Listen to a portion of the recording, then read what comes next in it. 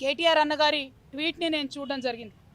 అందులో వారు మరి ఒక పక్క కంగ్రాచులేషన్స్ చెప్తూనే ఇంకొక పక్క మా ప్రభుత్వం పడిపోవడానికి ఈ కేసే కారణం అన్నట్టుగా అర్థం వచ్చేలాగా వారు ట్వీట్ చేయడం జరిగింది.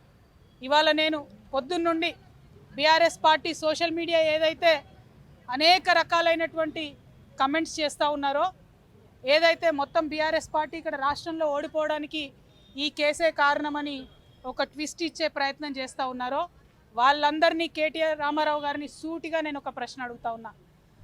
నా మీద కేసు పెట్టింది ఎందుకోసం? పార్టీ కోసం కాదా? ఈ మాట కేసీఆర్ గారు చెప్పలేదా?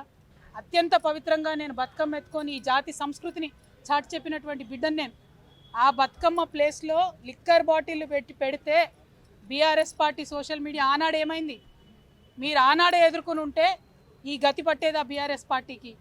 బీఆర్ఎస్ పార్టీ అసెంబ్లీ ఎన్నికల్లో ఓడిపోవడానికి నేను కారణమా? ఒక్కసారి ప్రజలు కూడా రివైండ్ బటన్ దయచేసి నా కోసం ప్రెస్ చేసి ఆలోచన చేయాలి. ఆనాడు ఉన్న అంశాలు ఏంటిది? ఇండ్లు ఇవ్వలేదన్న అంశం, ఉద్యోగాలు ఇవ్వలేదన్న అంశం, దోపిడీదారులకు టికెట్లు మార్చమని ఎంతమంది మొత్తుకున్నా మార్చకుండా వాళ్ళనే మళ్ళీ ప్రజల మీద రుద్దాలనేటటువంటి చేసిన ప్రయత్నం, ఈ అంశాలు కాదా ఆనాడు చర్చలో ఉన్నాయి? అన్నిటికన్నా ఎక్కువ అహంకారం అనేటటువంటి అంశం కాదా చర్చలో ఉన్నది?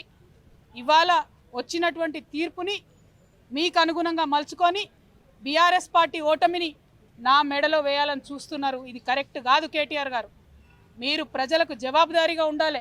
You are living in a denial my dear brother.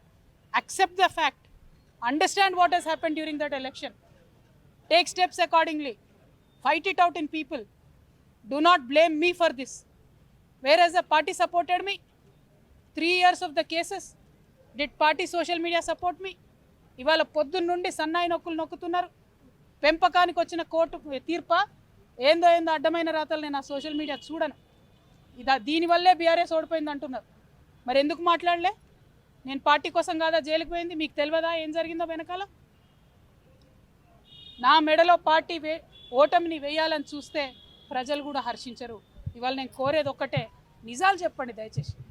నేను ఆనాడు నిజమే చెప్పి నాకు సంబంధం లేదని ఇవాళ న్యాయస్థానం కూడా నా నిజాన్ని సమర్థించింది. రేపు 2 నెలల్లో నేను కొత్త పార్టీ పెట్టబోతా ఉన్నా. ఆ దేవుడు ఆశీర్వాదంగానే ఇవాళ తీర్పు వచ్చిందని చెప్పి నేను మనస్ఫూర్తిగా నేను మొన్ననే చెప్పిన రాజకీయం చేయాలంటే ధైర్యం ఉండాలి, ఓడిపోతే ఒప్పుకునే ధైర్యం ఉండాలి. నిజామాబాద్లో నేను ఓడిపోయినాడు ఒకటే మాట చెప్పిన, ప్రజలు ఇచ్చిన ఏ తీర్పునైనా శిరసావిస్తా అని చెప్పిన తప్పితే కారణాలు వెతకలేదు. ఇవాళ వచ్చిన తీర్పుని దీనివల్లనే ఓడిపోయిందని చెప్తున్నారు. అన్న రాసిన ట్వీట్లో, రామన్న గారు కేటీఆర్ గారు రాసిన ట్వీట్లో కేజ్రీవాల్ గారి ప్రభుత్వం ఓడిపోయిందన్నారు. ఓడిపోయి ఉండొచ్చు, అక్కడ సంగతి నాకు తెలియదు. కేజ్రీవాల్ గారు అరెస్ట్ అయినాక ఎన్నికలు వచ్చినాయి. ఇక్కడ నన్ను అరెస్ట్ కాకముందే ఎన్నికలు వచ్చినాయి.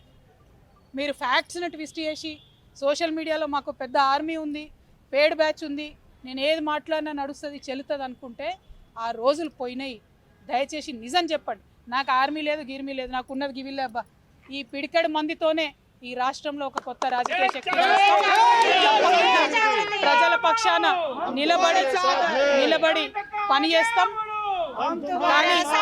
కానీ చేతులు జోడించి తెలంగాణ ప్రజలకు మాత్రం ఒకటి విజ్ఞప్తి చేస్తున్నా. ఒక ఆడబిడ్డ కష్టంలో ఉన్నప్పుడు అడ్డమైన పేర్లు పెట్టి, అడ్డమైన టైటిల్స్ పెట్టి, సోషల్ మీడియాలో నాలుకకు ఎంత వస్తే అంత మాట్లాడినటువంటి అడ్డగాడిదలు మాత్రం సమయం వచ్చినప్పుడు బుద్ధి చెప్పాలని ప్రార్థన చేస్తూ మీ అందరి దగ్గర సెలవు తీసుకుంటున్నా.